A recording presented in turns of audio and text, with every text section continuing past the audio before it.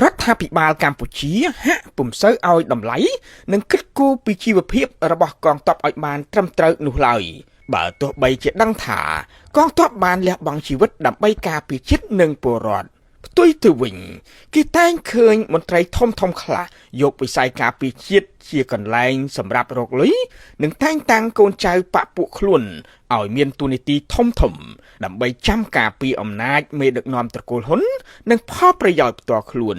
ប្រធានក្រុមប្រឹក្សាឃ្លាំមើលកម្ពុជាលោកម៉ែនណាតប្រាប់ទូរទស្សន៍អាស៊ីសេរីនៅថ្ងៃទី8ខែឧសភាថា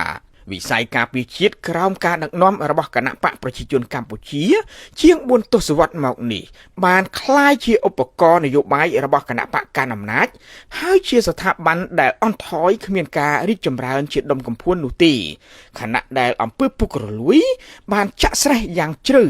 រីឯអ្នករងគ្រោះគឺកងទ័ពជួរមុខពុំមានជីវភាពល្អប្រសើរ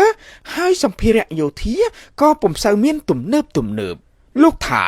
ការដែលប្រធានព្រឹទ្ធសភាលោកហ៊ុនសែនអំពាវនាវឲ្យអាជ្ញាធរមូលដ្ឋានត្រូវខ្វល់ខ្វាយពីទុក្ខលំបាករបស់គ្រួសារកងទ័ពដែលបានពលីនិងពិការភាពដោយសារតែសង្គ្រាមជាមួយថៃ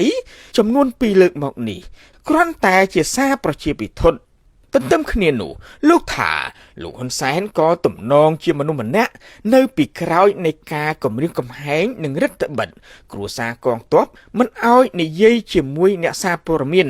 រៀបរាប់អំពីទុក្ខលំបាកក្រោយពីប្តីឬឪពុកបានពលីក្នុងសង្គ្រាមដោយយកលេសថាខ្លាចប៉ះពាល់ទឹកចិត្តកងទ័ពនិងមុខមាត់រដ្ឋាភិបាលលោកម៉ែនណាត់ថា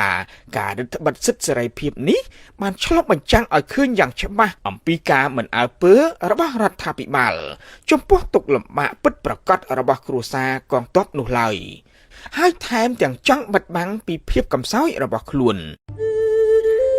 នេះជាជីវិតវិរៈកងទ័ពយើងនឹងបាទក្នុងរបបអង្គរតកោមហាអស្ចារ្យបងប្អូន